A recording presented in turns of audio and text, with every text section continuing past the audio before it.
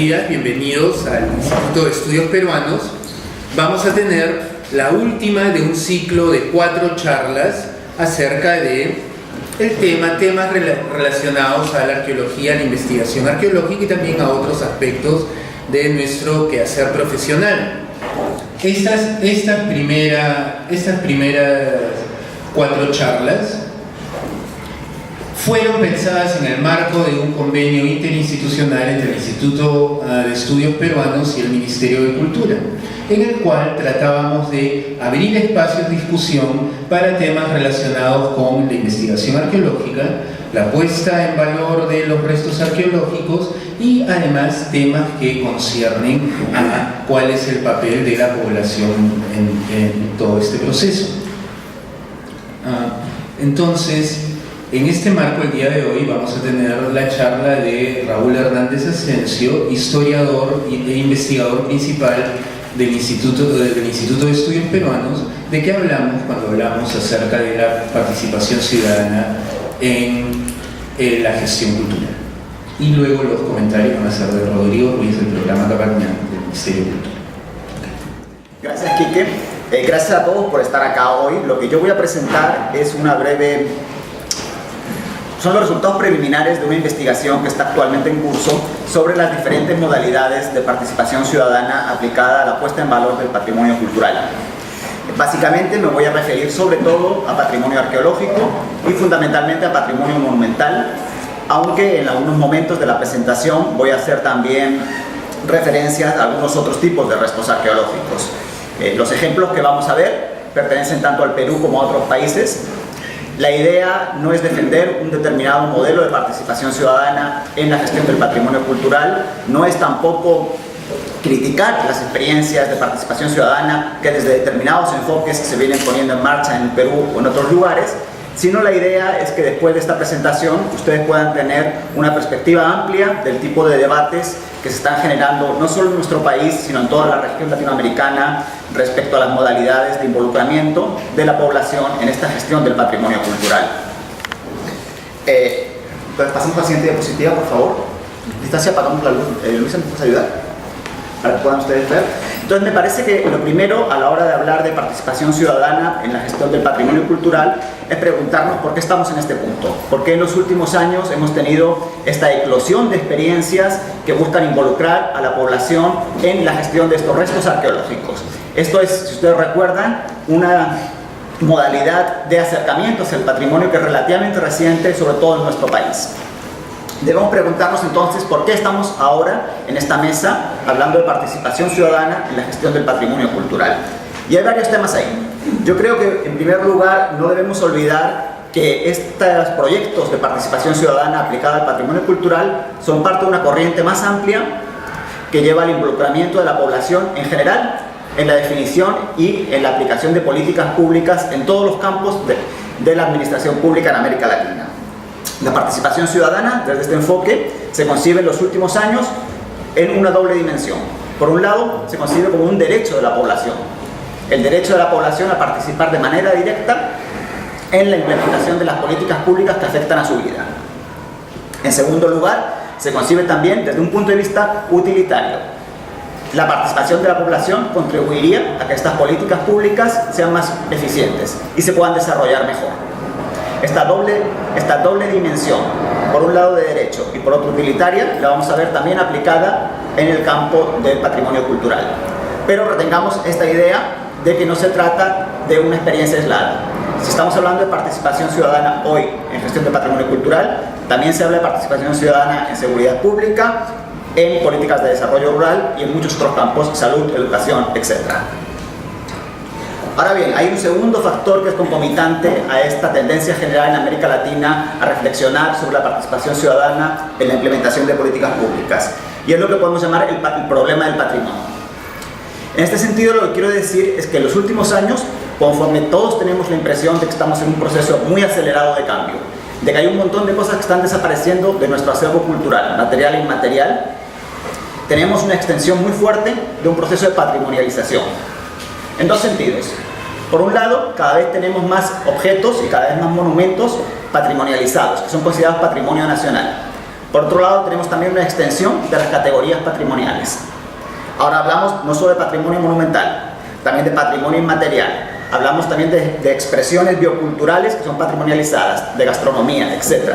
Tenemos, por lo tanto, una extensión muy fuerte del campo patrimonial y una extensión muy fuerte de las necesidades de protección respecto a este campo patrimonial.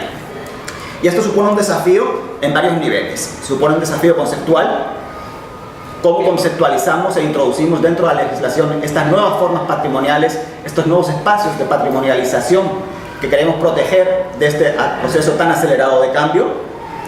Y supone también un desafío práctico. Es decir, cómo logramos proteger todos estos espacios, todas estas expresiones culturales patrimonializadas que están creciendo a mucha velocidad. Es cierto que en toda América Latina y especialmente en el Perú, en los últimos años han crecido mucho los recursos dedicados a protección patrimonial, pero ha crecido mucho más deprisa las obligaciones patrimoniales en el sentido de las expresiones culturales y los objetos que se quieren proteger. Y esto implica un gran desafío. Entonces tenemos esta confluencia de estos dos procesos. Por un lado, toda la reflexión en torno a la participación ciudadana en políticas públicas. Por otro lado, este problema de expansión de la patrimonialización y de la expansión de una creciente necesidad de proteger objetos y expresiones culturales. En concomitancia a todo esto, un tercer factor que hay que considerar para entender desde mi punto de vista la extensión de las modalidades de participación ciudadana en los últimos años en la gestión del patrimonio tiene que ver con la propia evolución de la disciplina arqueológica. Y en este sentido lo que encontramos a medida que se ponen en boga los enfoques post-procesuales en arqueología es una extensión de enfoques arqueológicos críticos, que son cada vez más autorreflexivos y que reflexionan de una manera crítica sobre el papel que ha tenido la arqueología en su relación con el patrimonio, y que son más abiertos también a nuevas modalidades de interacción entre la población y los arqueólogos por un lado y el patrimonio por otro lado. Además, los arqueólogos de una manera creciente, no solo en el Perú sino en todo el mundo, sienten una mayor presión por demostrar la función social de su trabajo, por demostrar que su trabajo no es únicamente un trabajo académico, sino que tiene también un impacto real y tangible en la población. Tienen por un lado esta presión que se une a los otros procesos que hemos comentado antes de extensión del campo patrimonial y también de extensión de la participación ciudadana en todos los ámbitos de las políticas públicas. Eso es un poco el conjunto de factores que desde mi punto de vista están detrás de la expansión que encontramos en los últimos años y que vamos a analizar acá de modalidades de participación ciudadana en la gestión del patrimonio. Ahora bien, creo que hay que entender que si bien estos procesos se dan en toda la región, en el caso peruano se dan de una manera particular. Es la siguiente. Una manera particular que tiene que ver con la manera en la cual la disciplina arqueológica se ha desarrollado en nuestro país y se ha vinculado con el patrimonio.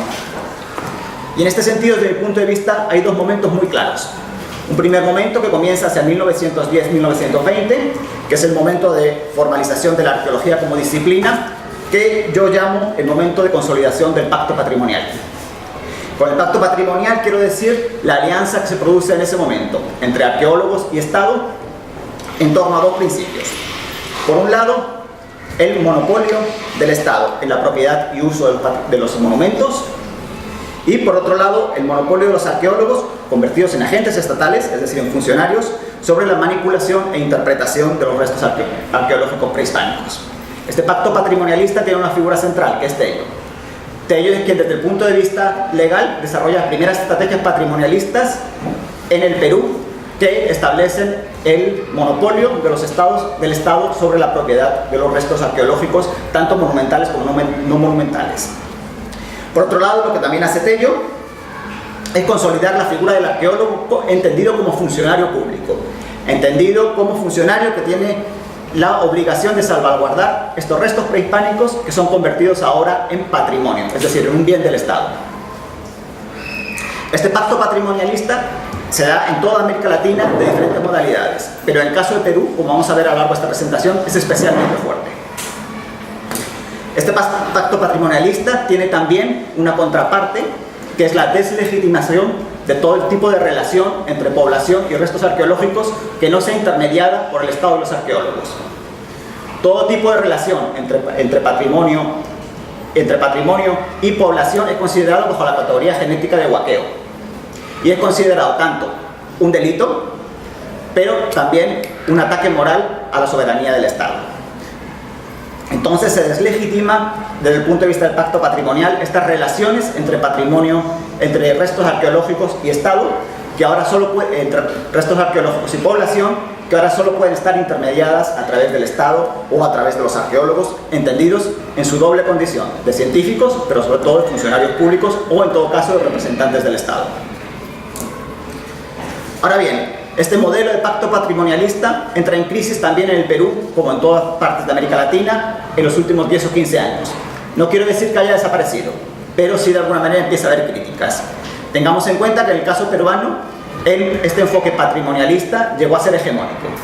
Llegó a ser hegemónico, obviamente, no en el sentido práctico. El Estado nunca tuvo capacidad para apropiarse de todos los monumentos arqueológicos, pero sí llegó a ser hegemónico en el plano legal y en el plano de los discursos.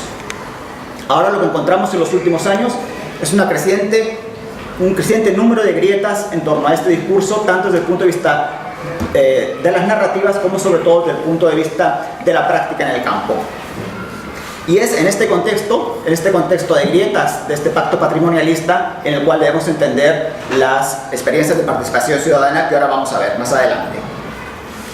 En estos 10 años lo que encontramos, a diferencia del periodo anterior, es por un lado un creciente reconocimiento de la diversidad de intereses legítimos que hay en torno a los restos arqueológicos. Intereses legítimos que irían ya más allá del Estado y que irían ya más allá también de los arqueólogos. Y por otro lado encontramos también un creciente reconocimiento de la diversidad de formas de relacionarse de la población con los restos arqueológicos. Una diversidad de formas que, como vamos a ver en las siguientes diapositivas que les voy a mostrar, ya no necesariamente tienen que estar siempre intermediadas por el Estado o intermediadas por los arqueólogos. Es acá, entonces, donde se inscriben en la confluencia de todos estos procesos globales, pero con matices locales muy importantes en el Perú, donde se inscriben este auge de las experiencias de participación ciudadana aplicadas a la gestión del patrimonio cultural. Tenemos entonces, por un lado, cambios en las políticas públicas, que presionan hacia un mayor involucramiento de la población en la gestión de estas políticas públicas. Cambios propios en la disciplina arqueológica con la introducción de estos enfoques críticos. Y tenemos también las grietas que les estoy diciendo en este discurso que antes era monolítico y hegemónico del pacto patrimonialista. Tenemos a partir de acá varias modalidades de participación. Pasa a la siguiente. La primera modalidad es la que yo llamo participación utilitaria. La participación utilitaria parte de una doble idea. Parte del reconocimiento, por un lado, del Estado y de los agentes patrimonializadores, Estado y arqueólogos, del derecho de la población a beneficiarse de la puesta en valor del patrimonio, pero derecho a beneficiarse de una manera directa, es decir, ya no como antes, de una manera indirecta en tanto miembros de una comunidad nacional, sino de una manera directa de un patrimonio que se considera de una manera particular propiedad de una población particular, o propiedad hasta cierto punto, ya sea por herencia cultural o ya sea porque este patrimonio está dentro de su territorio. Por un lado, el derecho a reconocerlo, y por otro lado, también se parte de la idea de que este involucramiento de la población en la gestión del patrimonio puede ser útil para los propios agentes patrimonializadores, puede ser útil para el Estado y puede ser útil para los arqueólogos.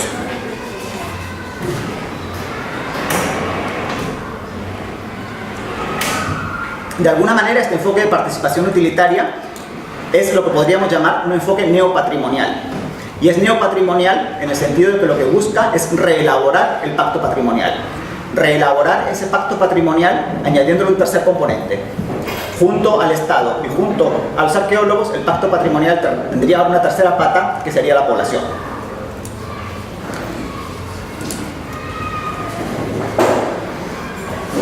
Entonces es en este doble sentido que podemos hablar de participación utilitaria. Participación que debe ser útil para los agentes patrimonializadores y que debe ser útil también para la propia población. Desde el punto de vista de los agentes patrimoniales, los beneficios pueden ser muchos.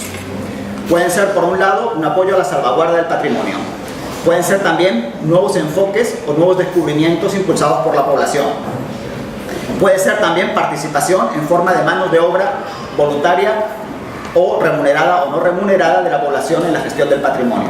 Es decir, hay muchas maneras en las cuales la población puede insertarse de una manera útil en esta gestión del patrimonio desde el punto de vista de los agentes patrimonializadores. Y desde el punto de vista de la población, también los beneficios pueden ser muchos. Pueden ser beneficios intangibles, vinculados con incremento de la autoestima, vinculados con un mayor orgullo de pertenencia, o pueden ser beneficios más tangibles, vinculados con el desarrollo económico que genera la puesta en valor del patrimonio. Lo importante en este caso es que por parte de los agentes patrimonializadores se reconoce el derecho de la población a participar en estos beneficios directos de la puesta en valor.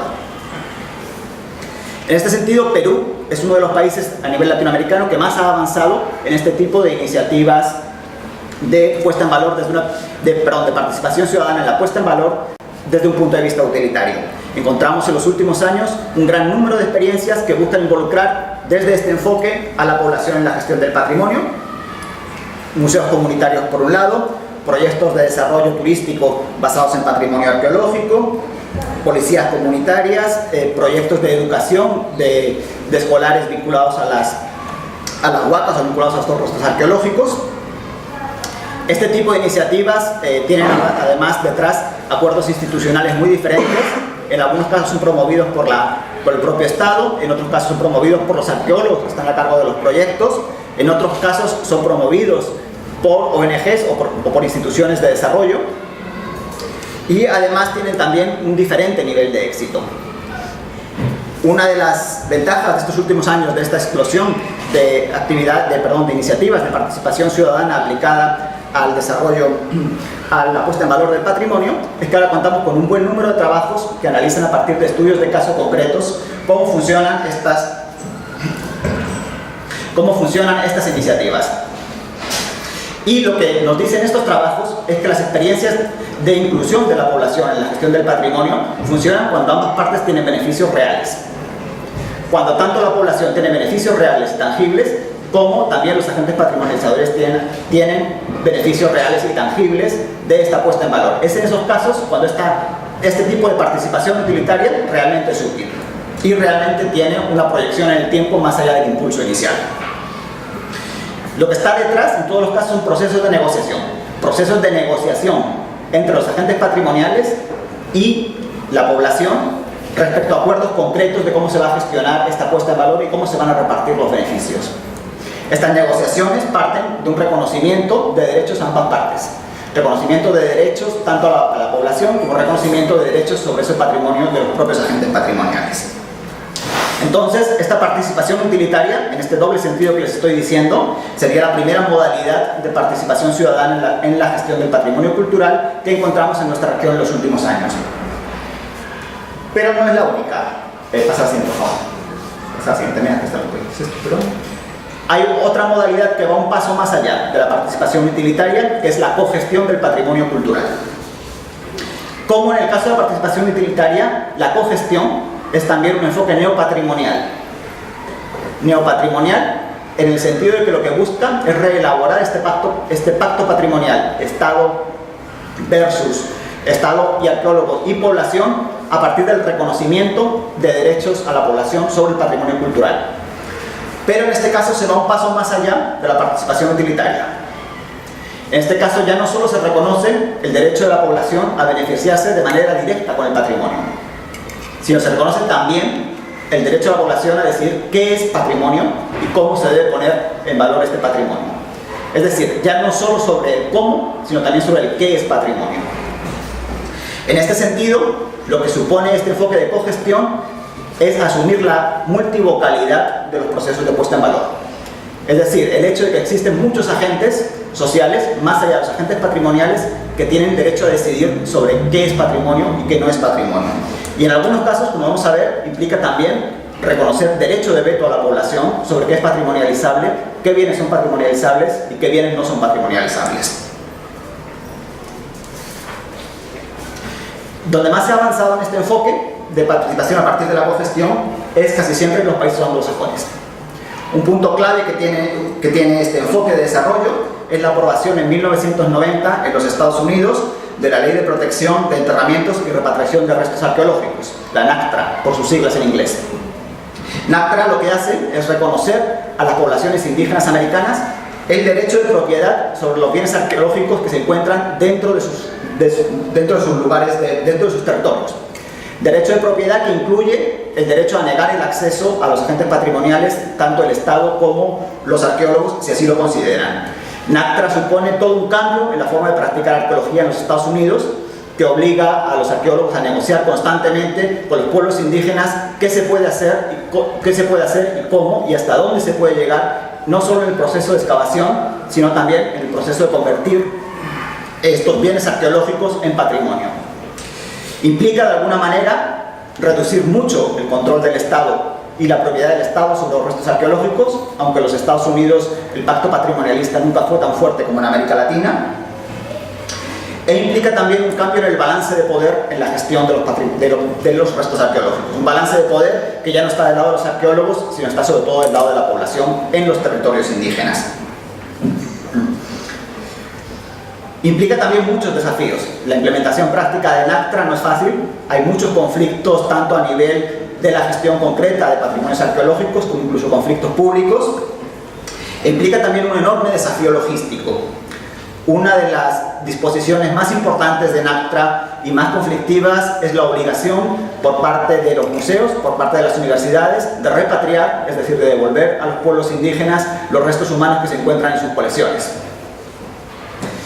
En este sentido, NACTRA lo que hace es poner en marcha dos bases de datos. Una base de datos en la cual se recogen todos aquellos restos humanos incluidos en museos o incluidos en universidades que tienen una ascendencia conocida, es decir, que se sabe de dónde provienen y que pueden ser devueltos a estos pueblos indígenas una vez que se identifique su origen.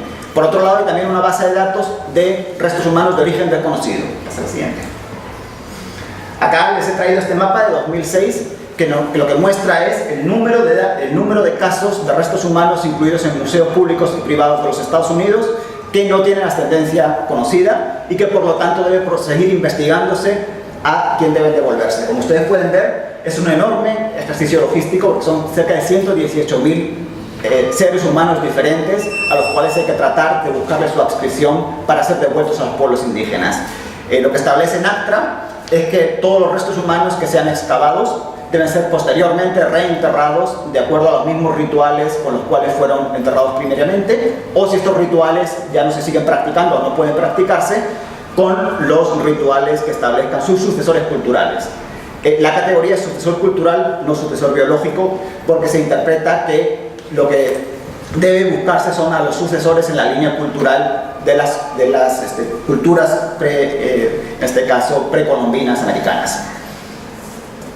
NACTRA, por lo tanto, supone un desafío muy fuerte desde el punto de vista conceptual, un desafío muy fuerte para asumir la multivocalidad y la interculturalidad de la gestión del patrimonio cultural en los Estados Unidos, y supone también un desafío logístico muy fuerte que impulsa nuevas herramientas como estas bases de datos y nuevas herramientas también en la datación y en el reconocimiento de restos humanos.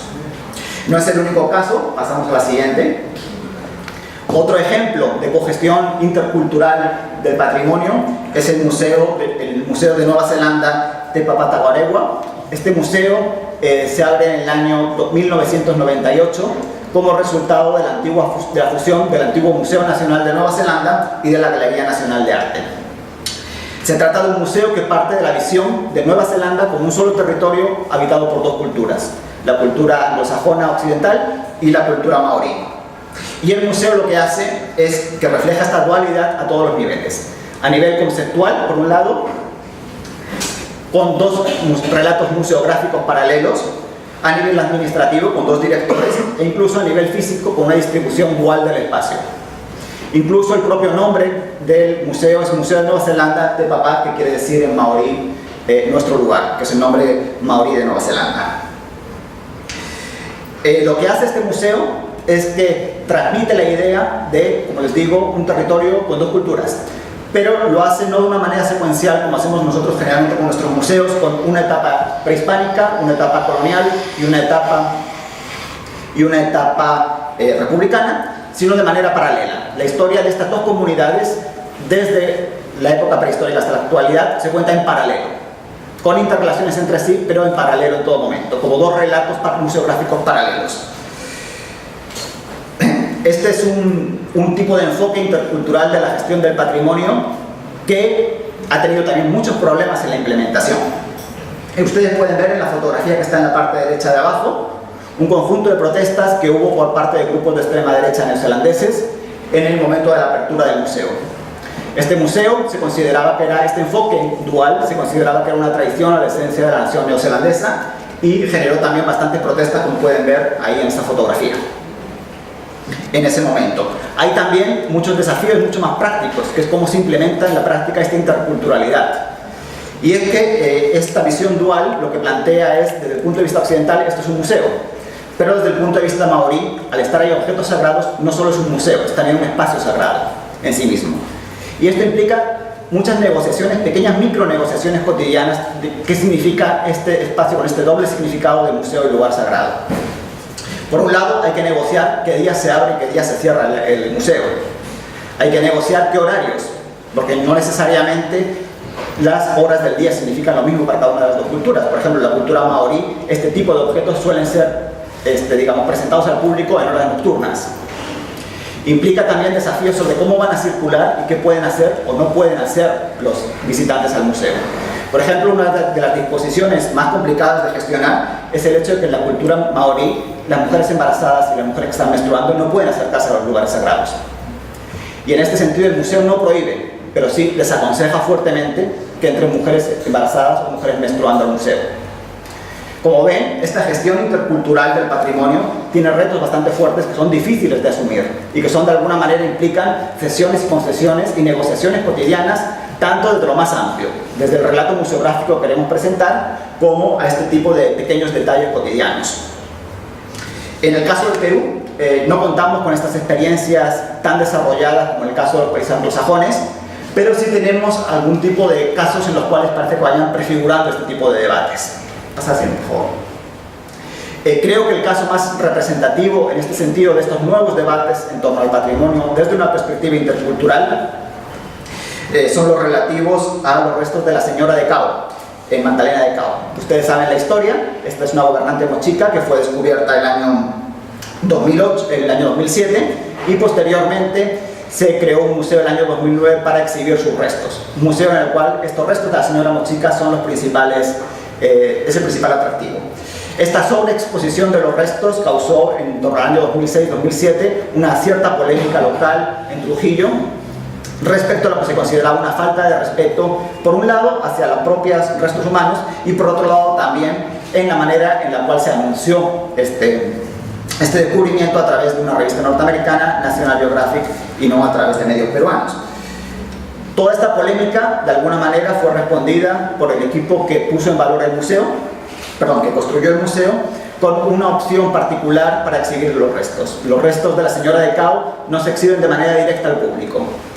Se exhiben a través de un juego de espejos y a través de un tul translúcido que tiene el cuerpo. De tal manera que lo que el visitante ve es una sensación muy parecida a lo que aparece en las revistas y en los periódicos cuando se quiere difuminar la identidad de una persona. Este es un ejemplo de negociación, de alguna manera, respecto a cómo se debe gestionar esta exhibición de restos humanos prehispánicos. El caso de Magdalena de Cao es diferente de los casos que antes he mostrado de Nactra y de los casos maoríes, porque no tiene detrás un pueblo originario que sea el que presione en favor de estas soluciones. Esta es una solución adoptada por el equipo que hizo la museografía, pero me parece que es interesante por dos razones. Me parece que es interesante, por un lado, porque muestra esta circulación internacional de ideas. Esta circulación internacional de ideas que lleva a replantear nuevas soluciones museográficas y nuevas instancias para la colaboración entre arqueólogos y población. Y por otro lado, creo que es importante porque muestra la llegada al Perú de un tipo de debates en torno al patrimonio, en torno a la participación en el patrimonio, que van más allá de lo utilitario. En este caso, estos debates ya no son cómo vamos a repartir los beneficios de la puesta en valor, sino qué se debe poner en valor y cómo se debe poner en valor. Implican de alguna manera una prefiguración de estos debates sobre la cogestión patrimonial entre diferentes actores que es muy probable que encontremos en los siguientes años. Entonces tenemos por un lado el enfoque Por un lado tenemos el enfoque de participación utilitaria, por otro lado tenemos el enfoque de participación en forma de cogestión.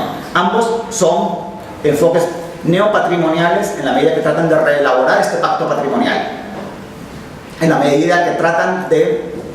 La siguiente foto. No, anterior. La siguiente. Siguiente. No, hacia adelante. Ahí está. Son enfoques entonces, como les digo, neopatrimoniales en la medida que parten de asumir la elaboración de este pacto patrimonial, que habría que reformarlo, pero no tendría fundamento. Tenemos un paso más allá. Tenemos también experiencias de participación ciudadana, de promoción en la participación ciudadana en la gestión y uso del patrimonio, que ya no son propiamente neopatrimoniales, sino que buscan trascender este paradigma patrimonialista y que podríamos llamar en este sentido postpatrimoniales.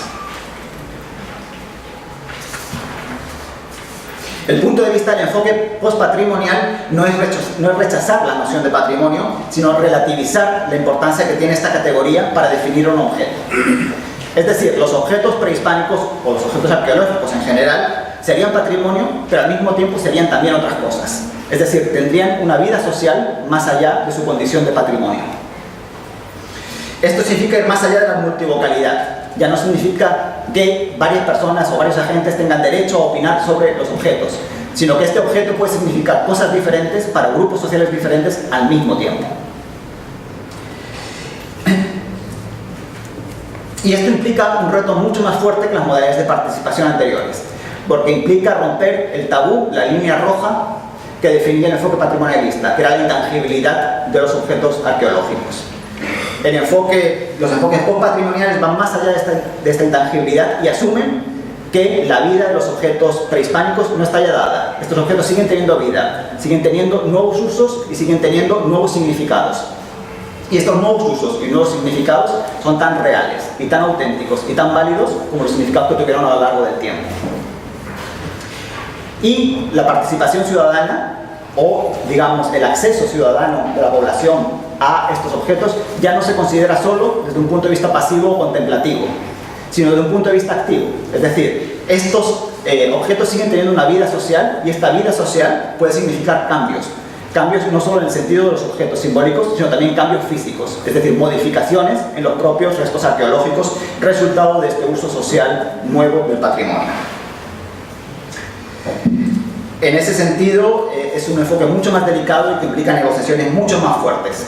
Para el caso de la visión patrimonialista peruana, es un reto en muchos sentidos. Es un reto, en primer lugar, epistemológico, porque implica que el sentido de los objetos prehispánicos no es algo que ya esté dado, sino es algo que se sigue construyendo constantemente. Y en este sentido, los arqueólogos pierden su monopolio epistemológico para interpretar estos objetos. Hay otras interpretaciones de otros agentes sociales que son tan válidas y que generan tantos derechos de uso y de propiedad sobre los objetos arqueológicos como las interpretaciones de los arqueólogos o de los agentes patrimonialistas. Y obviamente, no tengo que decírselo, es también un desafío legal, en el sentido de que pone en cuestión las dos líneas rojas básicas del enfoque patrimonialista, que son la propiedad estatal absoluta de los objetos prehispánicos y el tabú de la intangibilidad. Sobre el terreno, a nivel internacional, existen dos grupos de experiencias postpatrimoniales en la gestión y la participación ciudadana de los sitios arqueológicos. El primer grupo son experiencias protagonizadas por pueblos que se consideran a sí mismos descendientes de quienes construyeron los monumentos y que presentan sus actividades en estos monumentos como una continuación de las mismas actividades para las cuales fueron creados. Haz la siguiente, por favor. Un ejemplo de esto lo encontramos en Guatemala, que es uno de los países que más ha avanzado en estos enfoques postpatrimoniales o en esta reapropiación de los monumentos por parte de los pueblos indígenas. Lo que ven en esta fotografía es la ciudadela de Tikal, y subrayado con un círculo rojo está lo que se llama un altar maya contemporáneo. Estas pirámides mayas, en el caso de Guatemala, son escenario actual de rituales mayas actuales, reapropiados. Y sí es importante considerar que estos tipos de rituales son muy distintos de las celebraciones o de las fiestas que se han puesto de moda en el Perú en los últimos años en los monumentos arqueológicos. Son muy diferentes de este tipo de celebraciones por dos razones. Primera, porque son celebraciones netamente indígenas, en el sentido de que no cuentan con la presencia ni del Estado ni cuentan con la presencia de los arqueólogos. De hecho, de manera explícita, se prohíbe a los arqueólogos y se prohíbe a los agentes patrimoniales que estén presentes en estas ceremonias, en muchos casos. Y por otro lado, son ceremonias que asumen la posibilidad de que el monumento se modifique y se degrade hasta cierto punto a partir de este uso social. Por ejemplo, vamos a ver la siguiente fotografía. Se trata de actividades, no se ve demasiado bien, pero se trata de actividades que por su propia esencia ritual tienen uso del fuego constante. El uso del fuego es bastante importante en el caso de los rituales mayas, y se asume por parte de los agentes patrimoniales que este uso del fuego es legítimo y puede generar modificaciones en algunas edificaciones. Entonces, estas actividades por un lado están amparadas en la ley. Si ustedes ven la fotografía de abajo subrayada con un círculo rojo, lo que pone ahí es altar maya contemporáneo, resolución ministerial número tal. Es decir, están amparadas por una serie de legislación que permite esta reapropiación indígena del patrimonio cultural, bueno, de los monumentos en este caso, pero sobre todo están amparadas por lo que se llama acuerdos de uso compartido. Acuerdos de uso compartido que son negociados ad hoc en cada monumento por los arqueólogos, los agentes patrimoniales y las poblaciones indígenas. Estos acuerdos pueden regular qué tipo de actividades se hacen o cuáles no, o dónde se hacen y dónde no. Pero en todo caso parten del reconocimiento de que todas las partes tienen un derecho a usar este patrimonio. Tienen el mismo derecho a usar este patrimonio, tanto los agentes patrimonializadores como las poblaciones indígenas, y ambas partes deben ceder y deben asumir que esas líneas rojas pueden cruzarse en determinados momentos. El caso de Guatemala es particular, y es particular por varias razones. En primer lugar, fue el único de los grandes países arqueológicos de América en el cual el pacto patrimonial nunca llegó a consolidarse. La apropiación estatal del patrimonio físico en Guatemala nunca fue tan fuerte como en México o en el Perú. De hecho, hasta la actualidad, las piezas arqueológicas más notables están en museos privados, como el Museo Popol Vuh de la Universidad Francisco Marroquín, mientras que el museo público principal, que es el Museo Nacional de Arqueología y Etnología, es bastante pobre. Las razones por las cuales el pacto patrimonial nunca se implementó en Guatemala son varias. Por un lado, no hubo una figura tan resaltante como el caso de Tello en el Perú o de Manuel Gamio en México, que pusieron en marcha el dispositivo legal patrimonialista. Y por otro lado, diversos autores señalan también que el tema de fondo es que en Guatemala la élite política nunca, incluyó dentro de sus narrativas el pasado maya. Sí, de alguna manera se apreciaban estos restos mayas de una manera cultural o estética, pero nunca se incluyó dentro de sus propias narrativas, ni siquiera como referente histórico. Como dice una autora guatemalteca, si en el caso de Perú podemos hablar de incas sí, indios no, en el caso de Guatemala sería indios no, mayas tampoco. Entonces, esta ambigüedad del Estado tiene efectos positivos y negativos. Tiene un efecto negativo muy evidente, que es que hasta la actualidad hay una masiva o una muy fuerte apropiación privada de los restos arqueológicos mayas guatemaltecos. Un ejemplo es la zona arqueológica de Cuenca del Mirador, situada en el Petén, que tiene cerca de 2.000 kilómetros cuadrados, con muchos restos arqueológicos, y que está bajo el control de un consorcio privado, que restringe el acceso tanto a arqueólogos como a visitantes. Pero también esta ambigüedad del Estado tiene efectos positivos, como el hecho de que es mucho más fácil, hay mucho más espacio para esta reapropiación de monumentos en una lógica post-patrimonial por parte de los pueblos indígenas, porque el tabú de la intangibilidad y el tabú de la propiedad estatal nunca estuvo tan asentado. A esto hay que añadir también que la actitud de los arqueólogos guatemaltecos en buena medida es más proactiva que en otros países, que en México o en Perú, a estos enfoques post-patrimoniales, y es más proactiva, por un lado, porque ven a los pueblos indígenas como un potencial aliado frente a esta apropiación privada de los restos arqueológicos, y por otro lado también porque por la ausencia de carreras universitarias de arqueología, muchos de los arqueólogos guatemaltecos que están ahora en la gestión cotidiana han sido educados en universidades norteamericanas en toda esta lógica de los enfoques críticos post-patrimoniales, y no han estado de alguna manera tan expuestos a los discursos nacionalistas y a los discursos patrimonialistas como los arqueólogos que se forman en Perú o se forman en México. Esta reapropiación, en el caso de Guatemala, de los restos arqueológicos, está parte de los acuerdos de paz de 1996, que ya contemplan el derecho de los pueblos indígenas a acceder a sus lugares sagrados. Desde el año 2003, pasa la siguiente por favor. Desde el año 2003 existe una unidad de lugares sagrados y prácticas religiosas mayas que está adscrita a la Dirección Técnica de Patrimonio Cultural Intangible del Ministerio de Cultura y Deportes. En este mapa lo que ustedes pueden ver es el mapa oficial de lugares sagrados reconocidos por el Estado guatemalteco. Pueden ver que es un buen número de lugares sagrados que se concentran sobre todo en la parte de presencia mayor del país, es decir, el norte, en el Petén, en las dos Verapaces, en Huehuetenango, donde existe un buen número de lugares sagrados reconocidos. Y en la actualidad está en discusión en el Congreso una ley para la creación del llamado Consejo Nacional de Lugares Sagrados. De aprobarse, este Consejo Nacional de Lugares Sagrados sería un paso más adelante en la reapropiación indígena de este patrimonio cultural, porque lo que plantearía es una comisión, un Consejo Nacional exclusivamente integrado por pueblos indígenas, que sería el encargado de decretar cuáles son los lugares sagrados y cuáles no. En el caso de que estos lugares sagrados coincidieran con lugares arqueológicos o con lugares patrimoniales, debería negociarse el uso con el Ministerio de Cultura, pero sin que el Ministerio de Cultura pueda vetar o pueda ni siquiera opinar en el caso de la declaratoria y en el reconocimiento del derecho de acceso y uso patrimonial. En el caso de Guatemala, por muchas razones, ya les he dicho que es excepcional, pero no es el único en esta reapropiación por parte de comunidades que se presentan a sí mismas como sucesoras culturales de los constructores de los monumentos. Hay también casos similares en otros países. Pasa, por favor. No, faltó una. Hay también casos similares en otros países, como en Colombia o incluso en Argentina. En el caso de Argentina, un caso muy representativo son los reclamos asociados a la ciudad sagrada de Quilmes, en la provincia del Tucumán. Y en este caso se trata, pueden ver acá, en este caso se trata de una pugna a tres bandas, una pugna entre una comunidad que comienza a reclamarse a sí misma como comunidad indígena, como pueden ver ahí, comunidad indígena Quilmes, el Ministerio de Cultura, que trata de poner en valor esta ciudad sagrada descubierta a finales de los años 80, y un conjunto de actores privados que han construido hoteles, que han construido restaurantes cerca del lugar arqueológico. Lo que se plantea desde la comunidad Quilmes, que está ahí vista, es convertir esta ciudad sagrada no en un espacio de turismo, sino lo que ellos llaman un lugar de memoria.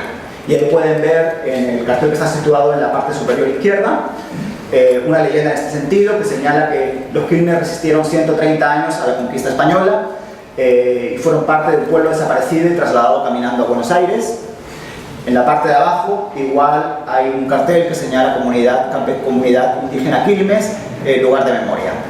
Entonces, en este sentido, lo que se trata es de generar de situar esta reapropiación del patrimonio cultural, ya no en una lógica de puesta en valor tradicional, sino en una lógica, en una trama de sentido de reivindicación y de lugar de memoria. Es una trama de sentido postpatrimonial en este sentido.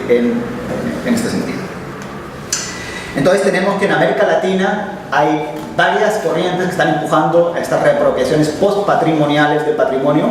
Casi todas ellas están vinculadas con pueblos que se consideran a sí mismos descendientes directos de estos constructores de los monumentos, pero este no es el único caso.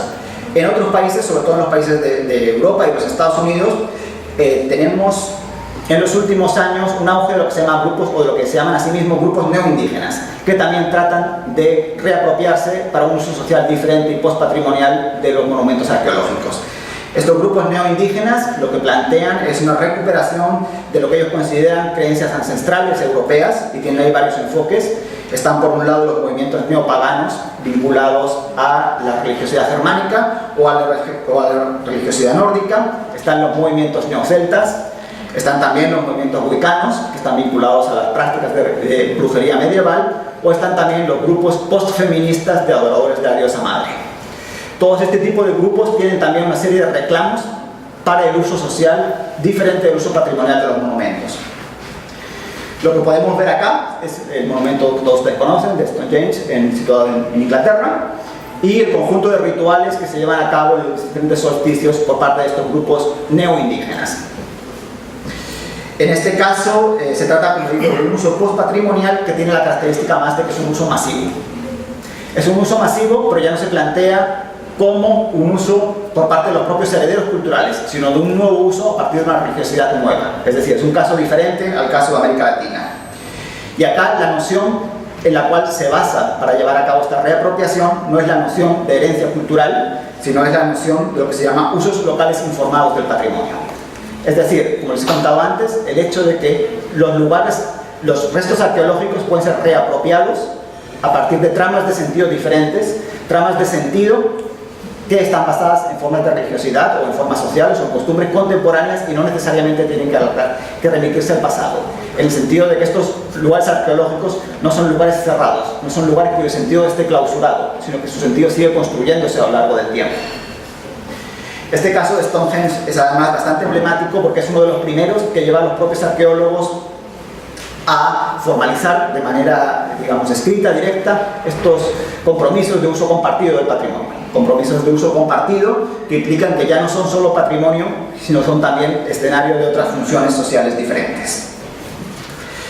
En el caso de Perú no encontramos todavía este tipo de reclamos postpatrimoniales, aunque en realidad todos los arqueólogos que van a campo saben que estos usos no patrimoniales del patrimonio se dan. Se dan, por ejemplo, las huacas de la costa norte, suelen ser escenario de también actividades de brujería, etcétera, etcétera. La diferencia es que en el caso del Perú no existe un discurso de derechos tan articulado detrás de estas prácticas postpatrimoniales como existe en Guatemala, como existe en Argentina o como existe en el caso de los grupos neoindígenas europeos. Entonces, ya para concluir esta exposición, simplemente algunas reflexiones finales.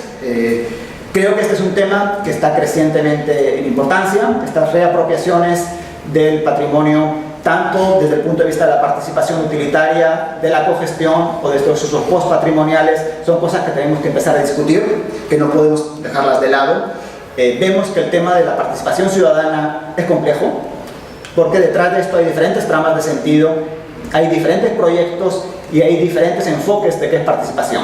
Si la participación ciudadana es siempre el reconocimiento de un derecho, ¿qué derechos son los que se reconocen? Cambian: derecho a beneficiarse, derecho a decidir o derecho a usar el patrimonio de manera diferente a la patrimonial. Implican diferentes grados de participación ciudadana y sobre todo diferentes enfoques. Cuando hablamos de participación, entonces, no hablamos de algo neutro. Además, creo que todo esto nos pone de alguna manera ante la obligación de reflexionar también sobre cómo el pacto patrimonial, esta propiedad del Estado de los objetos prehispánicos, comienza a ser desafiada y qué implica esto. Y acá creo que es importante, y todos lo asumimos de manera creciente, reconocer que existen otros actores diferentes a los actores patrimoniales que también tienen intereses legítimos sobre la gestión del patrimonio. Bueno, esto es lo que quería contarles. Quedo abierto a sus preguntas, comentarios. Muchas gracias.